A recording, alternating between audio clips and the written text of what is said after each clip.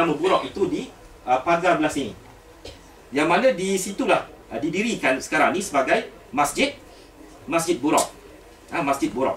Masjid Buraq ni berada di dalam Masjidil Aqsa. Siapa sembahyang dalam Masjid Buraq bermaksud sembahyang di dalam Masjidil Aqsa. Okay. Dia berada di bawah tanah, Okay. Dan kita juga mengetahui bahawa ini adalah Dome of the Rock. Dome of the Rock nanti kita akan tengok di dalamnya. Ada yang menyatakan bahawa kat Dome of the Rock ni ada satu batu yang terapung. Barang siapa yang hamil dan mengandung, yang lalu di bawah batu itu dikatakan akan keguguran. Betul tak betul? Kita akan tengok sebentar. Kat sini adalah lagi beberapa dome yang lain. Ini Dome of Ascension, Qubatul Mi'raj.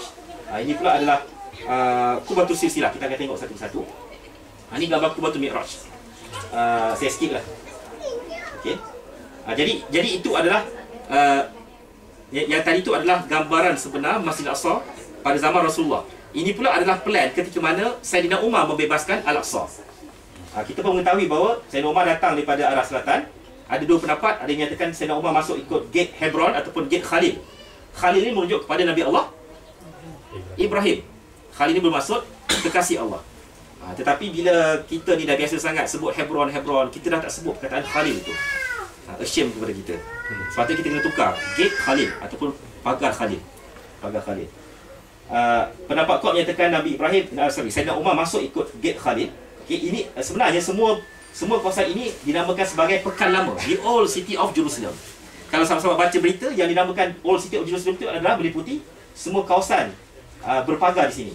Yang mana nak masuk ke kawasan ini, dia kena melalui beberapa pagar. Ini pagar Gate Al-Amud, ini Gate Khalil, dan ada lagi beberapa gate kat situ lah. Okey. Dulu kebanyakan kawasan perumahan yang padat kat sini ni, kebanyakannya dimiliki oleh orang Arab dan juga orang Drus dan sedikit orang Yahudi. Tetapi bila berlakunya kejatuhan Khilafah Uthmaniyah, apa yang berlaku ialah orang-orang Arab yang kuat semangat kebangsaan itu telah pun sanggup untuk menjual tanah-tanah dan rumah-rumah dekat beberapa lokasi yang strategik dekat sekitar Pekan Lama Jerusalem ni kepada orang Yahudi, menyebabkan sekarang ni kalau kita nak masuk ke dalam Masjid Al-Aqsa, kalau kita masuk dekat Gate Khalil ni, kita kena lalu dulu kawasan rumah orang Yahudi. Kalau nak masuk ikut Gate Al-Amud pun kena lalu ikut kawasan perumahan orang Yahudi terlebih dahulu. Dan of course ini adalah kota Yahudi lah. Kat sini memang kubu kuat dia. Dan di sini terletaknya satu pagar yang dinamakan sebagai Wailing Wall, tempat orang Yahudi mengantukkan kepala untuk beribadat. Okey. Saya pernah tengok gambar yang siapa pemilik Chelsea, Roman Abramovich, pernah melawat kat sini.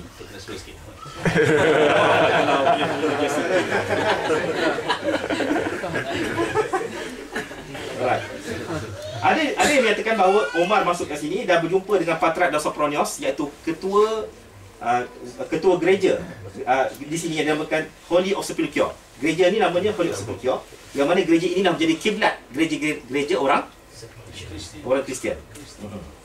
Okey. Kita pun mengetahui bagaimana Sayyidina Umar masuk ke sini. Kemudian Sayyidina Umar dapat kunci Al-Aqsa, and then bila masuk waktu asar, Sayyidina Umar ditawarkan untuk bersembahyang dalam gereja ni, tapi Sayyidina Umar enggan. Kerana apa? Kerana Sayyidina Umar kata, aku khawatir kalau aku bersembahyang kat sini, kalau aku okey lagi, tapi aku takut orang-orang selepas daripada aku, dia khawatir dia akan mengambil gereja ini lalu ditukar menjadi masjid.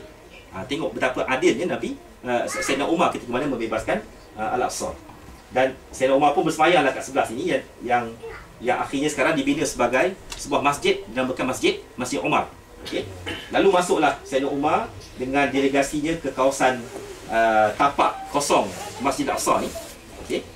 Lalu Sayyidina Umar pun bertanya kepada Ka'ab bin Ahbar yang merupakan sahabat Nabi yang bekas pendeta Yahudi. Ka'ab bin Ahbar ditanya oleh Sayyidina Umar, di manakah tempat yang paling wajar untuk aku membina bangunan masjid? Lalu Ka'ab bin Ahbar mula-mula mencadangkan kat sini. Lalu Sayyidina Umar marah kepada Ka'ab bin Ahbar. Dikata, Ka'ab bin Ahbar, kamu ni masih berperangai orang Yahudi lagi. Kerana orang Yahudi menganggap bahawa inilah tapak yang paling suci dalam agama mereka. Sebaliknya Sayyidina Umar pun dia membinalah masjid dekat selatan pagar tu yang dinamakan sebagai Masjid Qibli, ataupun ada sebagian orang Palestin memanggilnya sebagai Jami' Qibli. Jami' Qibli.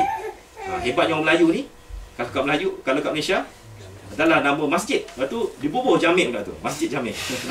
Jamik tu maksudnya masjid lah, yang menghimpun. Ini gambar lain. Ini gambar lain. Ini adalah Masjid Qibli ataupun Jami' Aqsa dekat selatan menghadap ke arah kiblat. Dan ini adalah Dome of the Rock. Jadi kalau sesiapa semayang kat area sini ke, dekat bawah pokok ni ke, malas nak semayang kat sini kan.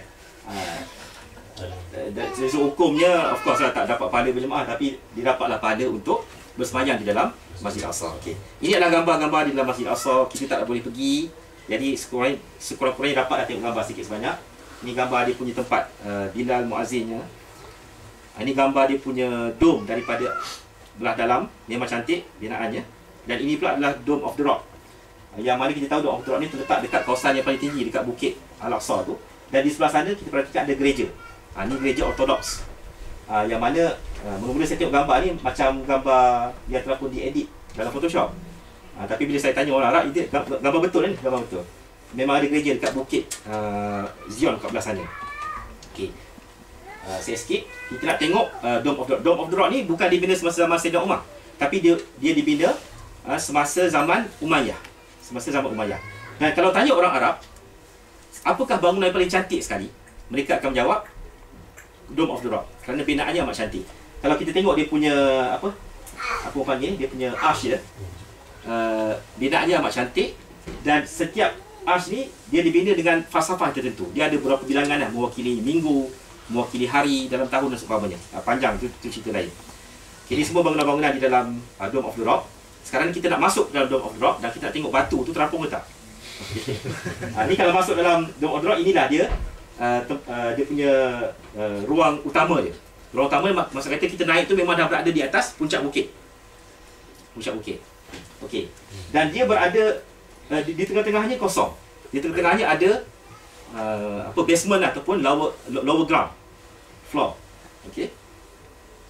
Ini gambar di sekeliling. Jadi kalau kita pergi kat pagar tadi tu, kat tengah tu, kalau kita mendongak ke atas akan nampak benda ni lah. Kalau mendongak ke atas nampak dia punya dome dari belah dalam. Okey. Ini dome dia memang amat cantik. Kalau kita pergi ke atas, kita boleh pergi ke atas belah sini .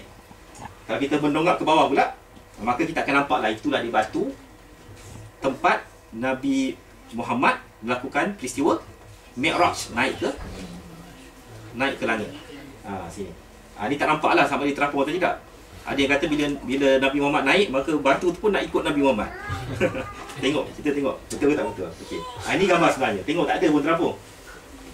Batu tu sebenarnya tidak terapung pun.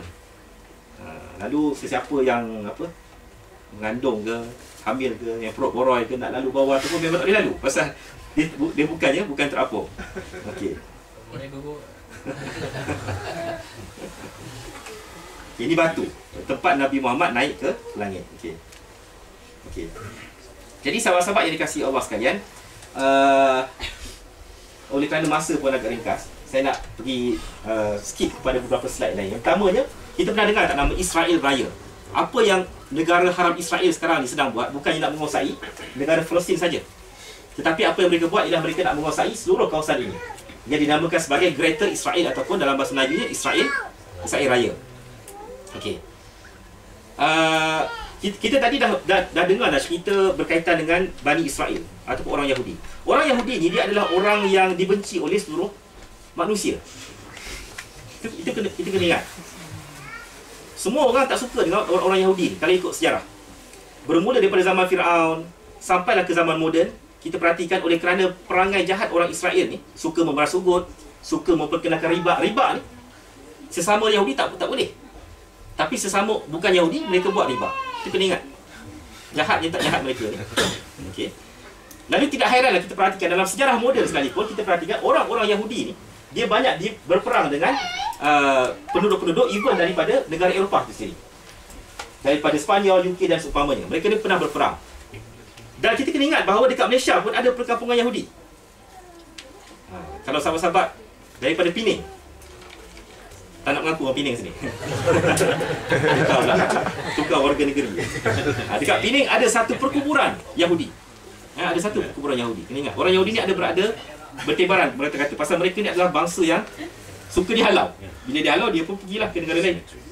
Okey. betapa hebatnya antisemitism